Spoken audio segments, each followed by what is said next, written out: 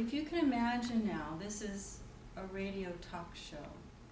So body language is not in the picture, but voice variation is in the picture. Stop smiling. So keep that in mind.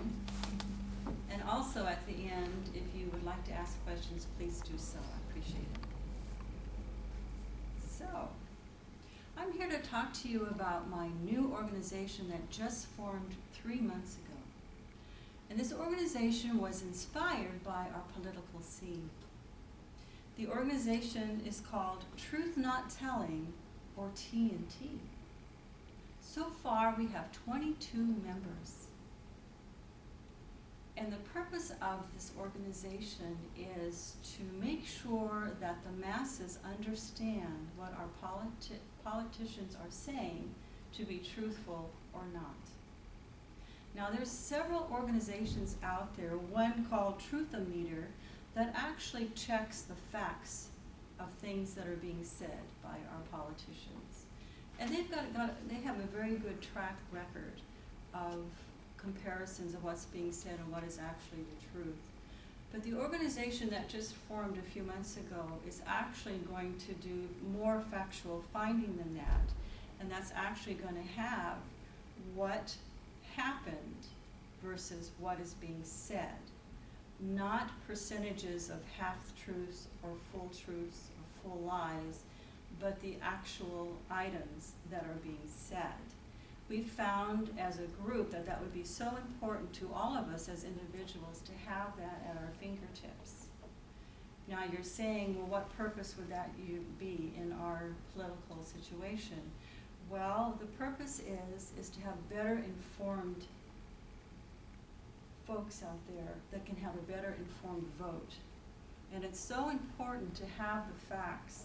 Obviously, our politics have turned away from factual information. They've turned more towards how much they can sling the mud and how far. And that really doesn't serve a purpose at all other than get us upset or angry or just disgusted and not want to have anything to do with politics.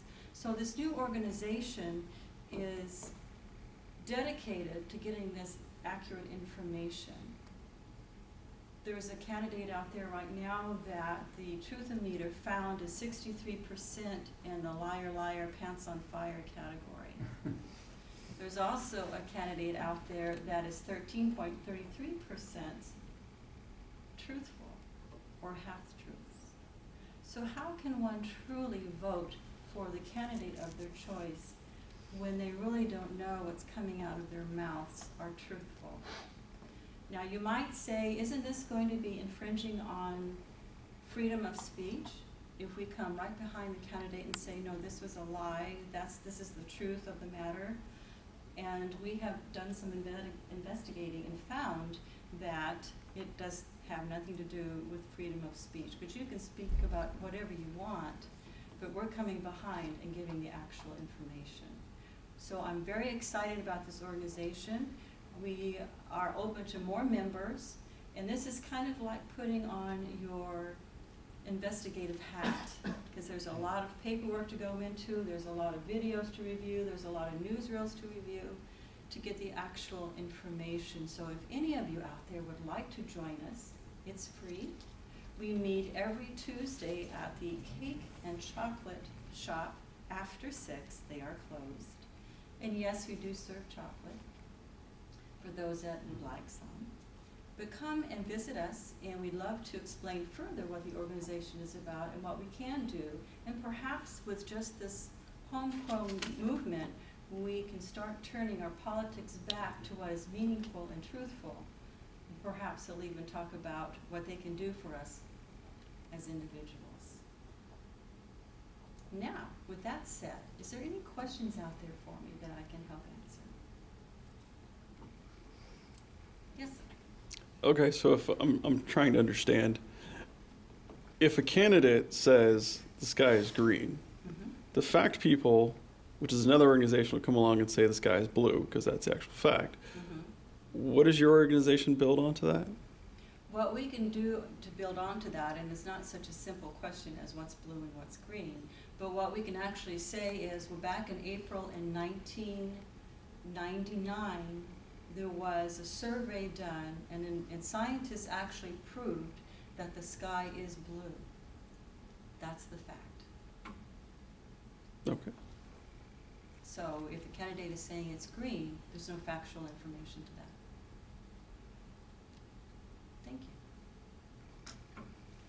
Yes, sir. So let's say in the spirit of ad hominem arguments that a candidate said that I'm running against him for Board of Education. They said Vince is the most corrupt person we know.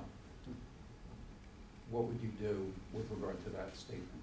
Well, we can investigate his background, what kind of jobs he held, what kind of regard he had in that job, if there was any write-ups against his work ethic and that kind of thing, to dispute or confirm being the most corrupt person. Okay. Any other questions? I got a question. Yes, sir. So who started the organization? Who backed it originally?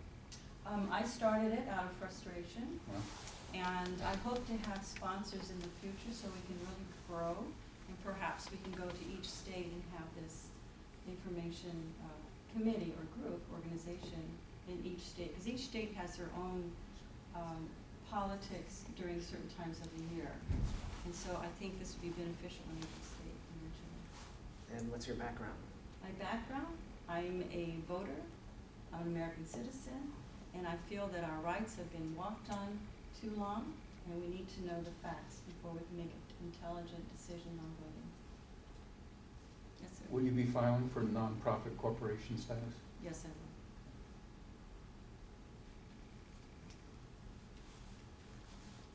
Thank you very much. If there's any other questions that I can answer, you can certainly call the radio station, and they will give you the information that's pertinent to get